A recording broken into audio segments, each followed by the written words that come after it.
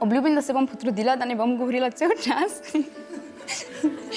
Ampak mogoče samo 80%, ok, 95%. Predvsem pa obljubim, da se bom v prihodnjih tednih potrudila po svojih najboljših močeh, da spoznam tebe, vse stvari, ki te osrečujejo in vse tvoje zgodbe, ki so te danes pripeljale do tega, kar si. Nora sem dovolj, da verjamem, da se vse zgodi z razlogom in tudi to danes ima svoj razlog in vem, da ljubezen lahko najdeš tudi tako na zelo nor, divji način, kot je ta, ampak očitno smo že dva. Si predstavljaš, kako dobra in zabavna bi bila ta ljubezenska zgodba.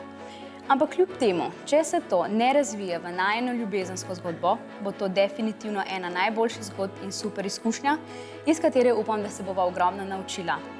Pravijo, da življenje ni pravljica, jaz pa verjamem, da je življenje najlepša pravljica od vseh.